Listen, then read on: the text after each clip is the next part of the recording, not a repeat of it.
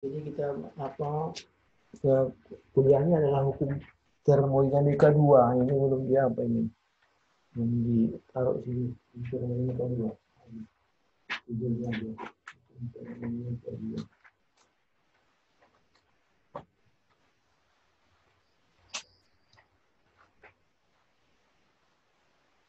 Termodinamika 2. Termodinamika 2 ini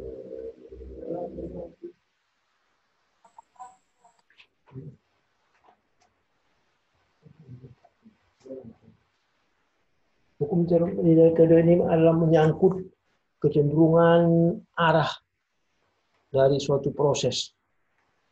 Ya, jadi kecenderungan arah atau arah dari suatu proses. Itulah hukum termodinamika kedua. Yang kedua.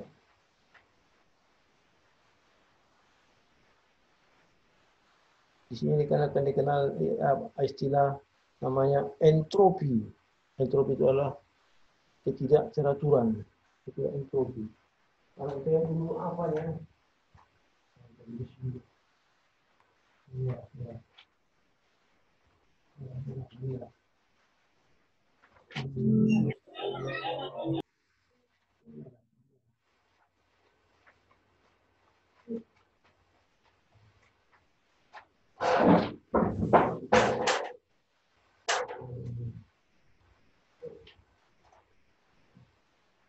Saya dulu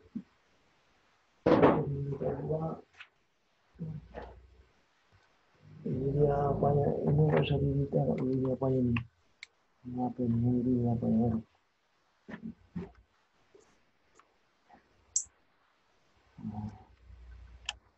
ini dia kita belajar hukum termodinamika 2 di sini apa ini sekarang ya ke skemanya ini kan ini adalah energi digunakan untuk ini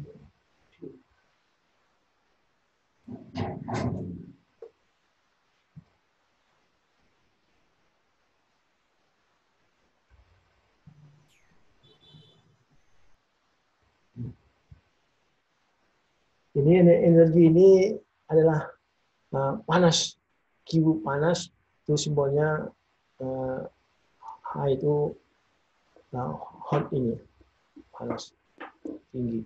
Energi ini digunakan untuk menjalankan mesin. Dan mesinnya ini akan melakukan kerja, kan? Kerja. Jadi dalam proses ini maka akan terbuanglah panas. Di sini dia apa itu panas itu. Nggak bisa ini panas nggak terbuang. Ada yang terbuang itu sisinya. Jadi terbuang karena di sini. Ini hukum termodinamika 1 di sini juga ceritanya hukum termodinamika 1. Ya. Jadi energi itu menghasilkan kerja dan panas. Ini dia. Ya, menghasilkan kerja dan panas. Kalau hukum termodinamika 2 kita pakai juga ini apa ini kan skemanya ini. Ya. Ini hukum termodinamika 2.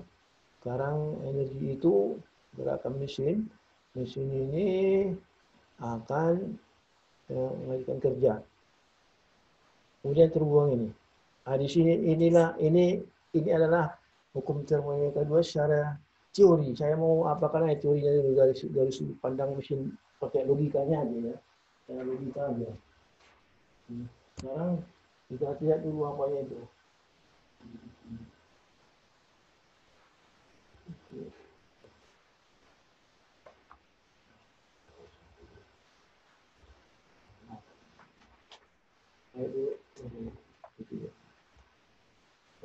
Secara definisi ya, karena secara definisi hukum termodinamika 1 ada definisinya juga itu, tapi kita nggak pakai itu. Ada hukum termodinamika 1 definisinya. Jadi tidak bisa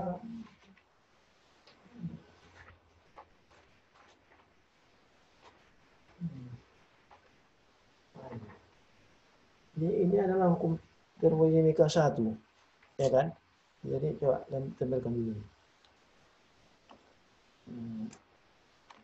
Ini tidak dapat dihancurkan dan tidak dapat diciptakan. Ini yang kalian pernah dengar ini apa ini kan?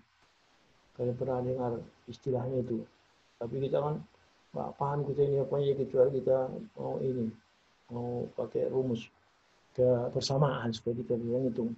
Sekarang kita lihat hukum termodinamika 2, ya. Hukum termodinamika 2 itu ini dia apanya? Nah, terbuang maka kalau saya baca kenapa ini agak panjang ini apa ini kan? Ya. Itu ya. Tidak mungkin energi yang terbuang itu ya dimasukkan ke atas. Nah, itu dia. Tidak mungkin energi yang terbuang ini dimasukkan lagi kemari supaya apa dia? Supaya nggak terbuang. Ini bagaimana proses terbuang? Itu nggak mungkin. Itulah hukum termodinamika kedua itu. Tidak mungkin energi yang terbuang ini harus terbuang. Makanya mesinnya ini efisiensinya itu apa enggak 100%. Kalau misalnya nggak ada terbuang energi ini bisa dipakai kemari, maka yang merah ini dia. Yang merah ini apanya? Ya. Yang merah inilah apanya? Energi itu akan masuk ke mesin melakukan kerja. Ini nggak terbuang. Kerja itu nanti menghasilkan energi lagi. Maksudnya kerja ini nanti apakah ini memutar dinamo, kemudian menghasilkan listrik. Listriknya itu nanti menggerakkan mesin lagi. Jadi namanya gini ya dia, kalau ini bisa jadikan, ini namanya nggak ada lagi energi dia apa, nggak ada lagi yang terbuang ini nggak mungkin ya. Itu istilahnya itu ya. Efisiensinya 100%. Itu dia ini. Nampak ya? Coba tambah situ. Sini nampak? Nampak sana? Kita.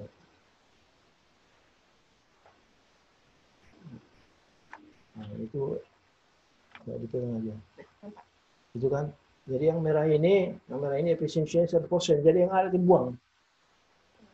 Jadi ini namanya pergerakan abadi. Ini bergerak terus ya tanpa memerlukan energi yang baru. Namanya perpetual itu abadi, pergerakan abadi, bisa dilakukan abadi kan. Jadi ini nggak mungkin terjadi karena jadi inilah kalau secara teoritis ini hukum termodinamika 2 itu. Tidak mungkin memakai dari yang terbuang ini kembali ke atas. Jauh ini. Nah, itu dari segi kata-kata. Ya. Makanya ya, mau melihat apa ini termodinamika ini dari sudut pandang yang praktis, bukan teori gitu.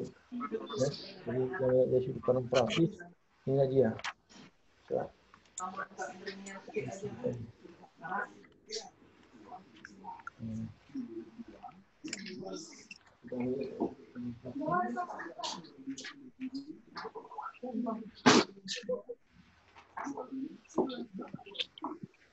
Aku campakkan betul ya. Bentar ini.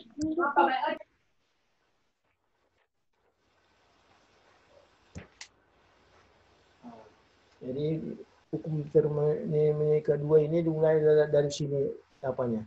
Dari sini asal usulnya mulai.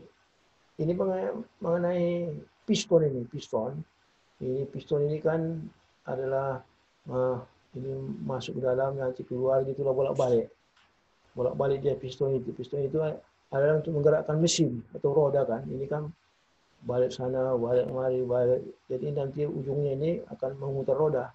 Nah, piston ini kalau digambarkan ini kan, inilah dia apanya? Prosesnya. Jadi yang pertama itu volumenya besar. Ya kan? Volumenya besar, tekanannya kecil. Kemudian yang kedua ya, volumenya mengecil, tekanannya besar. Jadi inilah dia bolak-balik 1 2 1 2 1 2 1 2. Jadi tidak ada hasil apa-apa dari sini dapat dari piston ini. Inilah mesin itu. Dari pergerakan piston ini nggak dapat apa-apa dari sini. Sampai satu saat muncullah namanya Carnot. Ya. Carnot dia katakan ini piston ini bukan 2 tahap dia, tapi 4 tahap. Ini dia apa ya? Ini inilah daya khayal dari Pak Soekarno. Ini bukan nggak bisa diapakan ini, nggak bisa di, dipraktekkan ini. Ini daya khayal dia dipakai sampai sekarang belum ada yang bisa mengapanya. Ini ada hasil daya pikir yang tinggal sekarang ini. Ya, dia bilang piston ini bolak-balik bukan 2 tahap tapi 4. Ya, dari pertama kedua itu atau dari kedua apa itu dia mula-mula sebelum dia masuk ke pertama dari 2 ke 1 dia melalui tengah dulu. Ini dia. Dari A ke C itu, nanti C ke A ini di sini dia kan, dari A ke C, C ke A. Ini ya, 4 tahap dia. Dari A masuk ke B, dari B baru ke C, dari C baru ke D, dari D baru ke A. Inilah bolak-balik piston itu. Inilah apa ini piston ini, bolak-balik. Inilah ini apa sih karena curi dia. Dan sampai sekarang ini nggak ada yang membantu. Kalau ini pada tahun 1800 sekian ini, 1812 orang kali. Ya, ini curinya ini. Nggak bisa dibuktikan ini. Nah, apa kata Soekarno? Nah, ini dari mula-mula terjadi perubahan yang ini bisa dari mana kita mulai? Karena ini siklus kan, dari A ke C. Bisa dari sini, tapi kita mulai dari A aja. Nanti balik ke A, gitu. Ya. Jadi bayangkan ini adalah siklus piston ini.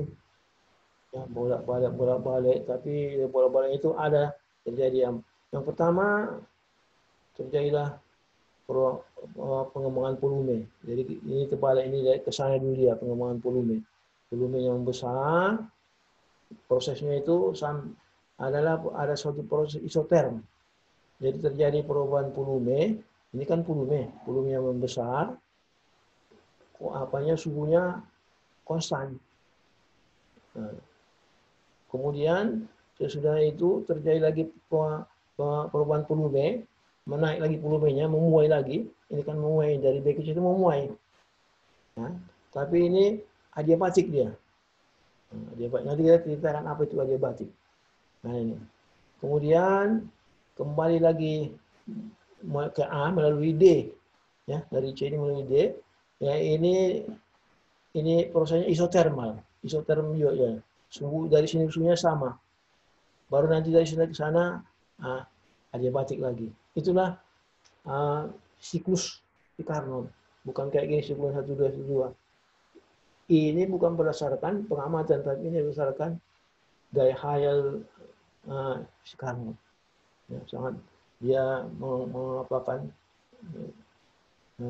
membuat teori.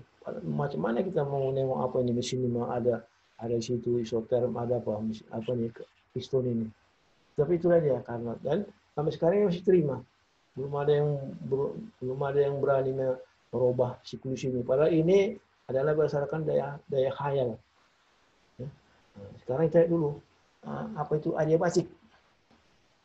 Adiabatik itu kalau adalah suatu proses di mana ya, terjadi penyusutan dan pemuaian daripada volume ya adiabatik, tapi tidak ada panas yang bisa keluar atau masuk. Jadi adiabatik itu adalah proses di mana panas tidak bisa keluar dan tidak bisa masuk ke dalam wadahnya itu. Ya, jadi yang kalau dia memuai, maka pemuaiannya itu adalah dia lakukan ya, dengan menggunakan energinya sendiri. Makanya kalau dia memuai, ya kan, pemuaiannya itu volume yang besar, dia memakai energinya sendiri. Makanya suhunya turun, ya kan? Ini dari sini dari B ke C ini suhunya turun ini, volumenya naik, ya volume naik. Karena dia memuai, tapi volume naik ini, mengembang ini dia pakai apa sendiri, energinya sendiri. Makanya dari sini kemarin suhunya turun. Nah, suhu turun. Nah, kemudian suhunya ini sama suhunya, kemudian dari sini ke sana, karena ini menyusut dari adiabatik, maka volumenya suhunya naik lagi. Itulah dia. Apa itu adiabatik itu? Jadi kalau dia mengembang, maka suhunya akan turun. Kalau dia menyusut, suhunya naik. Inilah, naik lagi suhunya. Jadi ini sama lagi, turun lagi. Gitulah dia apa yang adiabatik itu. Inilah apa yang sekarang itu. Jadi yang nggak bisa kita wujudkan itu adiabatiknya sendiri nggak bisa kita tengok macam mana ada juga di situ. Kayak nggak bisa kita apakan. Jadi sudah dapat apa ini siklus ini dimasukkanlah ini siklus ini ke dalam hukum termodinamika 1. Ya, masukkanlah dia ke hukum termodinamika 1.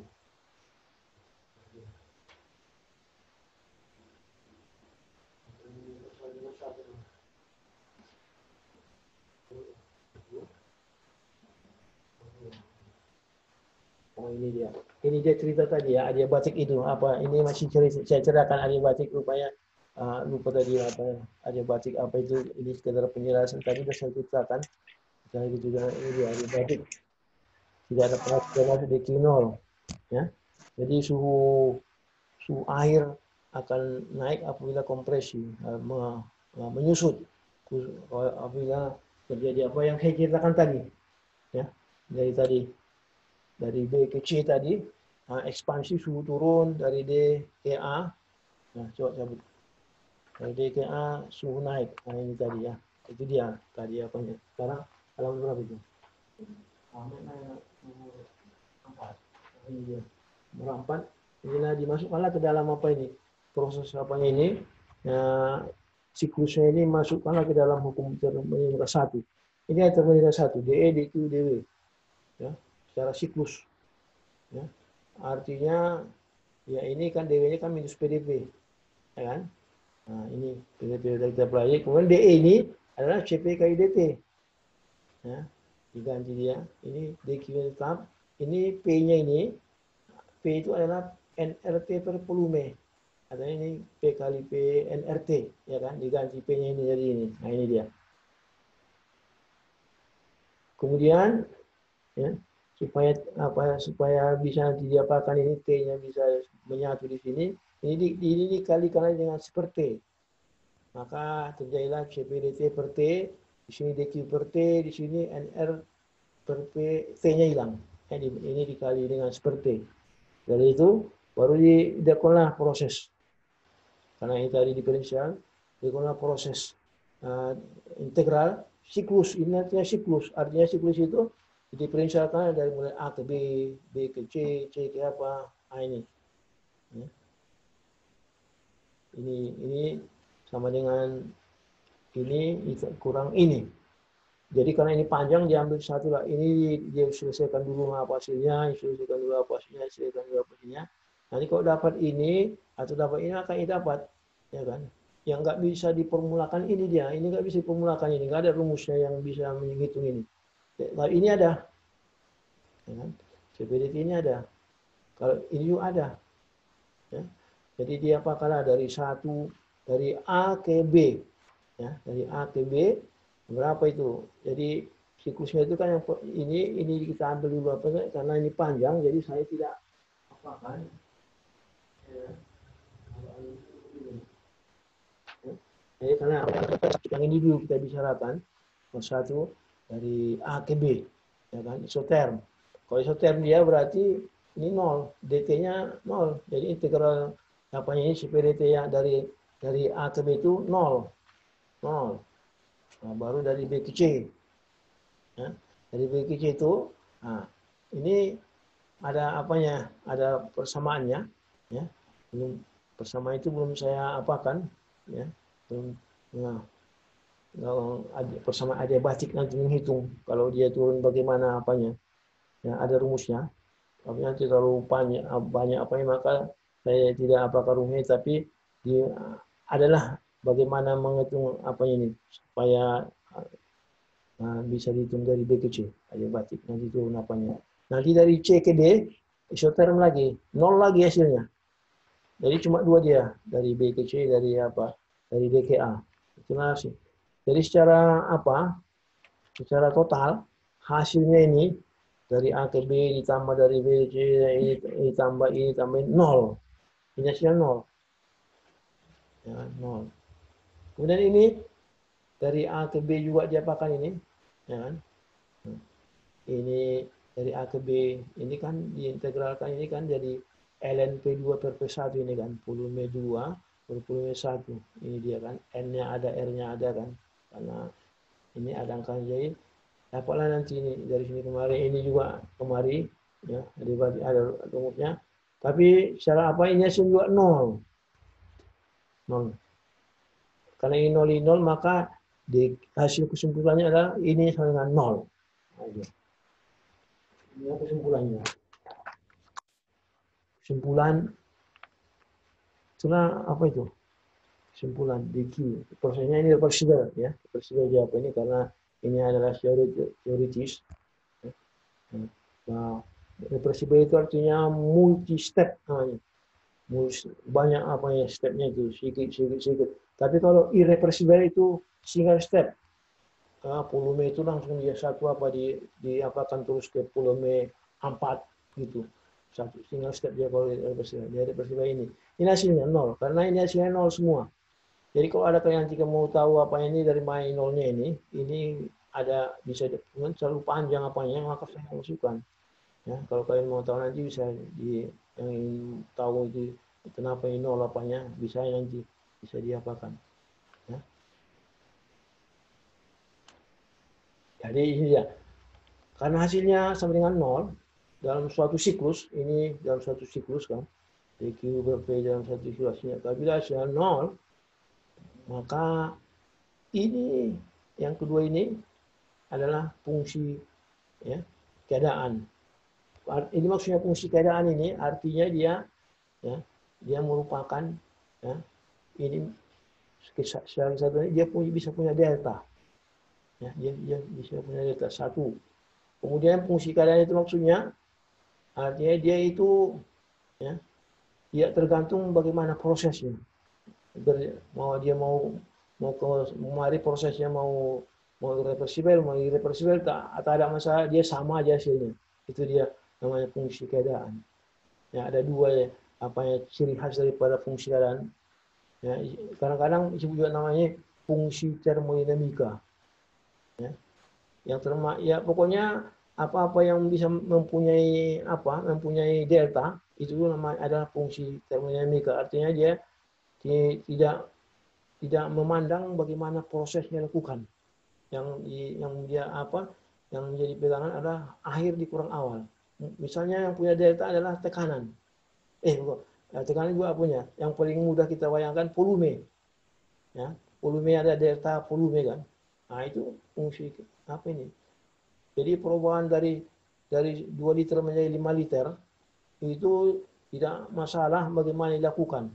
Apakah melakukan 5 kali sedikit dulu sedikit. Hasilnya sama aja. Mau lambat-lambat, mau pokoknya hasilnya 2 liter menjadi 5 liter hasilnya adalah 3 liter apanya selisihnya. Mau cepat sekali apa itu juga. Itu namanya dia tergantung bagaimana caranya. Mau pelan, mau cepat, apakan dia perubahan itu delta. Nah, itulah maksudnya apa delta itu. Dia punya yang tidak punya delta adalah Q dan W. Dua itu. Q dan W itu tidak punya delta dia. Artinya Q udah sama delta itu tergantung bagaimana prosesnya. Nanti kalau prosesnya yang proses A hasil yang didapat lain. Kalau dia proses B hasilnya lain. Q itu sama W. Tapi kalau yang kita prosesnya bagaimana mau proses A, proses B hasilnya sama. Nah, diberi kemudian apa ini? Nah, yang ini karena ini panjang kali diberi nama ini S. Dinamalah dengan lambang S ini. Disebutlah ini yang memberikan nama ini entropi adalah si Clausius ya. Clausius bukan si Carnot, si Clausius. Ya, karena perkembangan apa itu pun 15 tahun kemudian, kira-kira 20 tahun kemudian lebih kurang sesudah ini muncul baru muncul si Clausius mengambilkan lambang S. Jadi bukan langsung si Karnon apa, di Karnon cuma daerahnya ini. Ya. Jadi ini kan tidak dengan S, artinya ini sama dengan S. Mana dia? Nomor 6. Nah, itu.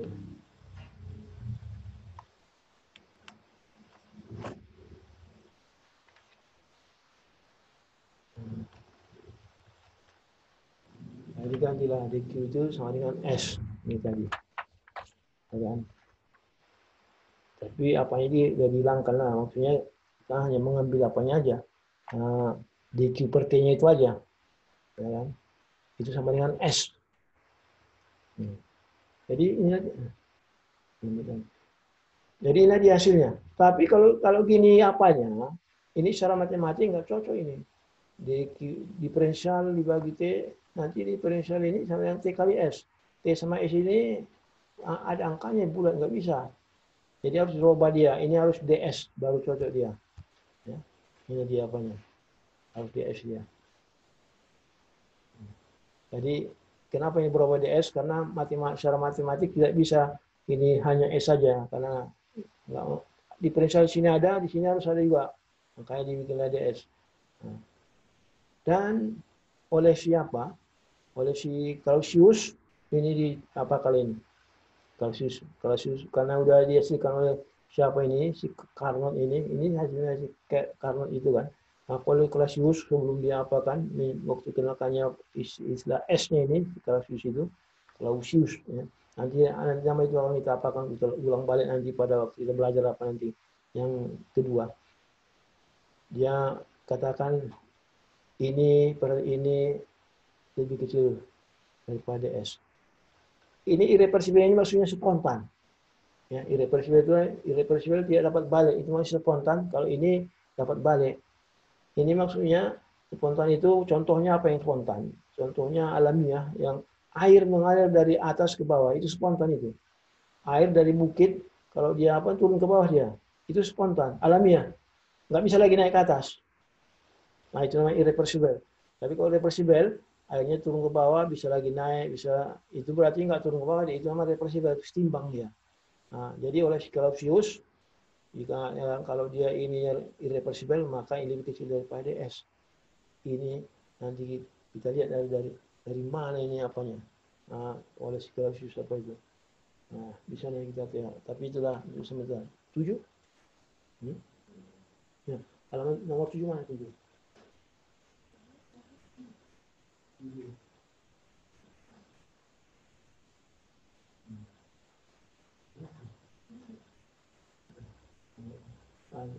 Sekarang kita masuk ke apanya persamaan yang kita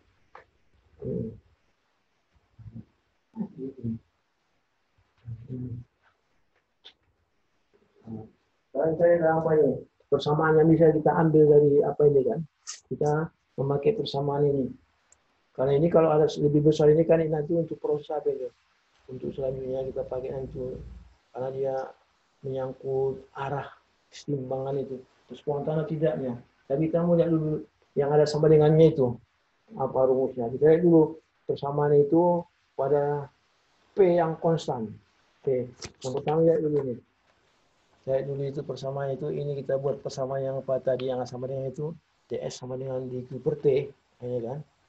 Reversibelnya kita hilangkan aja, bukan maksudnya nggak reversibel, teman banyak kali simbolan di situ, jadi kita anggap reversibel ini semua, ya, karena sama dengan, nah, inilah DS, nah ini, DS sama dengan dQ per T, nah ini ada.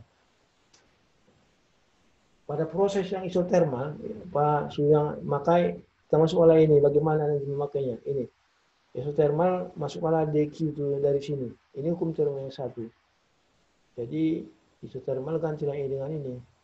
Indeks pada isotermal DE ini kan 0.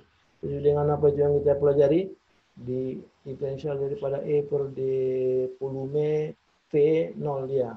Ya, itu dia apanya? Sudah pernah kita pelajari. Nanti kita tengok apa itu kan. Ya, karena 0 maka DQ sama dengan DW minus DW. Minus DW sama dengan PDP jadinya. Ini pindah sana kan minus, jadi ini DQ sama dengan PDP. Ya kan? Karena ini 0, ini pindah ke sana, minus DW, jangan DW itu minus PDP. Maka jadi Q sama dengan, jadi masuklah. Masuklah PDP per T. Nah ini.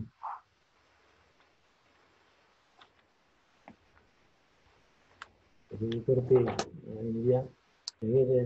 Kemudian P dibagi T itu adalah NR dibagi P, volume. Ya kan? Karena tekanan dikali volume NRT. Ya kan?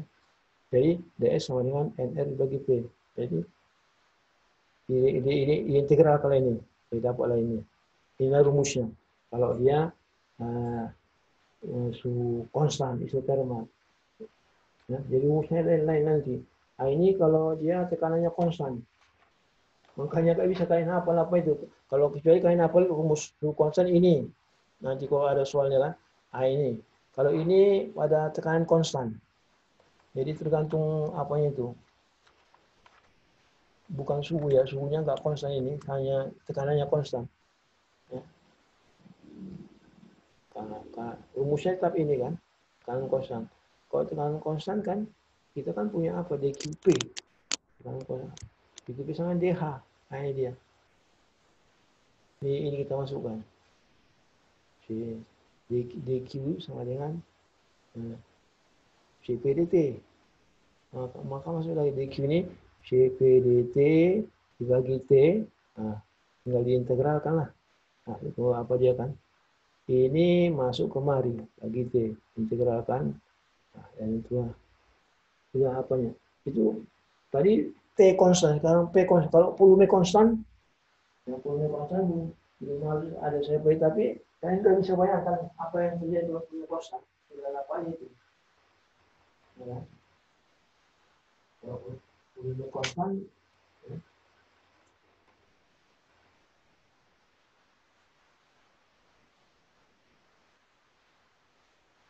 Tinggal kalau volume konstan kan masukkan lagi unsur apa itu DQP. DQ volume. Nah, DQ volume itu adalah CP kali DT.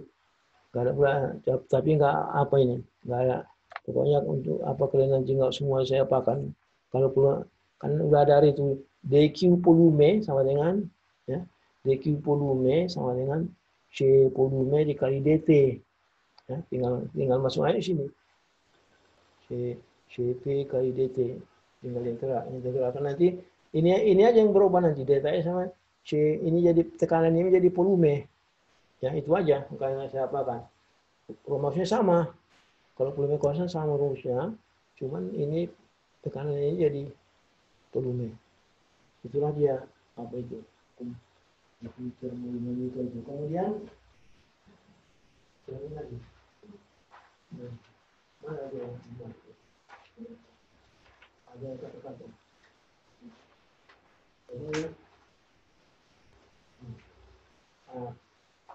Jadi ada tadi apa itu kan? Sekarang saya lah apa itu entropi itu. Nah, dia entropi itu. Kalau apa tadi cara teori ini ya. Kalau tadi hukum termodinamika satu energi tidak dapat ya energi tidak dapat diciptakan dan tidak dapat dihancurkan. Maka sini entropi tidak dapat dihancurkan dan dapat diciptakan. Itulah kira-kira kalau cara definisi apa yang hukum termodinamika kedua itu. Nah, itu inilah ini menurut saya ini dapat diciptakan. Karena apa yang hukum termodinamika itu entropi itu adalah ketidakteraturan. Jadi kalau tidak teraturan maka inilah dia apanya kalau kita apakan. Kalau kita terjemahkan lagi ya kecenderungan atau sifat untuk menjadi orang yang tidak teratur tak dapat dihilangkan, tetapi dapat ditumbuhkan, artinya dapat dikembangkan. Untuk menjadi orang tidak teratur itu ya bisa diapakan, dikembangkan sifat itu tak teratur terus, tapi tidak bisa dihilangkan itu udah alamiah. Itulah tadi kira-kira daripada artinya entropi ini. Ya, entropi tidak dapat dihancurkan, tapi dapat diciptakan. Ya. Itulah apa ya. Oke, nanti kita tinggal tunggu contoh soal aja apa ya dari apa tadi delta S. Nah, ada kira-kira yang mau ditanya?